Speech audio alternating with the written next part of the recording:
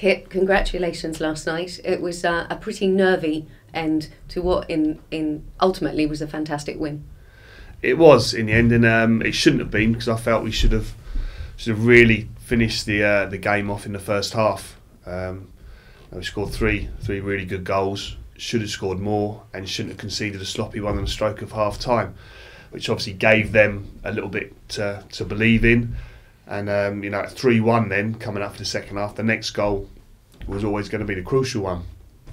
And I'd say they got it, and then it made it a nervy ending, but it shouldn't have been at all. So that's disappointing, but some of our play first half was exceptional. The way we took the goals was very, very good.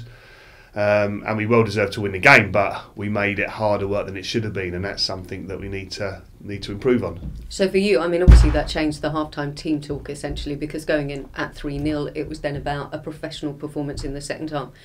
But for you, working on that, making sure that doesn't happen again in the future, it must be key. It is, and also we were 3-0 up and very, very dominant, and it almost the crowd started giving allays and that, and it almost became a bit of an exhibition game, and I felt we thought we were the Harlem Globetrotters for a period of time, which that's not what I'm all about. It's still doing the right things and kill the game off. We should have scored 4, maybe 5 in that first half.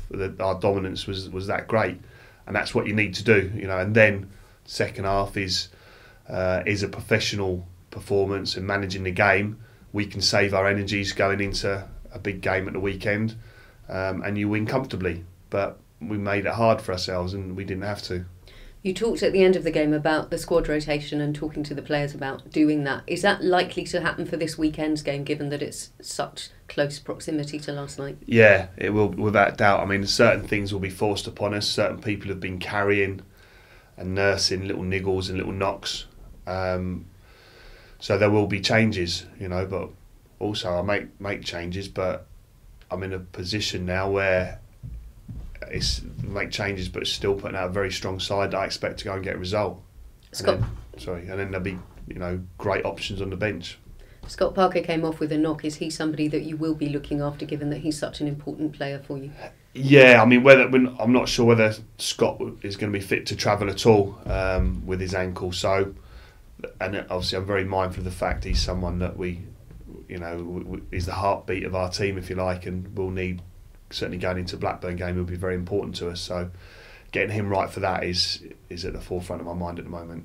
But with those making changes, obviously with 3 results now, favourable results on the spin, what you don't want to happen is to go make changes and then kind of not have the performance that you require at Sunderland on Saturday. No, like I say, I don't want that at all. Of course I wouldn't, but certain changes will be forced upon us, but also I'm fully expecting a good performance with whatever team I put out in Fulham shirts. I'm expecting them to play to their to their abilities, and the players we'll be putting out are good players. You've got some depth in your squad now, but still with a couple of weeks before the end of the transfer window, are there any movements coming either way?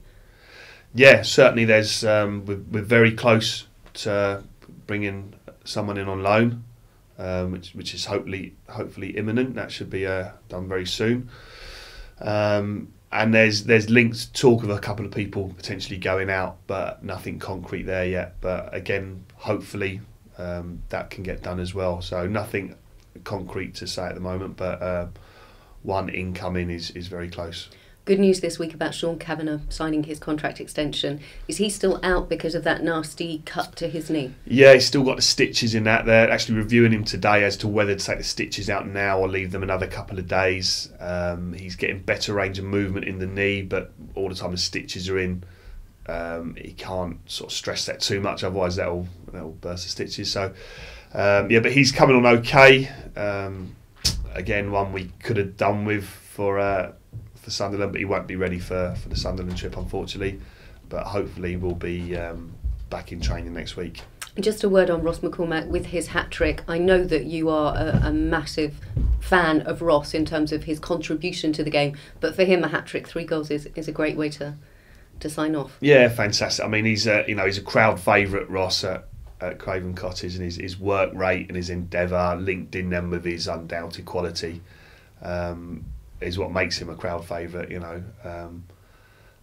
but ultimately he's a forward player and they like to score goals, and so for him to get a hat trick in such a quality hat trick as well, is fantastic for him. So but his overall contribution has been excellent regardless of that, and it was a good team performance. But no, delighted for him individually to, like I say, score such a quality hat trick as that. And getting into the next round of the FA Cup is something that you would relish and the players would like to do. Oh yeah, absolutely. Right. Just winning games of football is a great habit to be in. We're on the back of 3 straight wins now. Let's go and make it 4. We wish you luck. Thank you.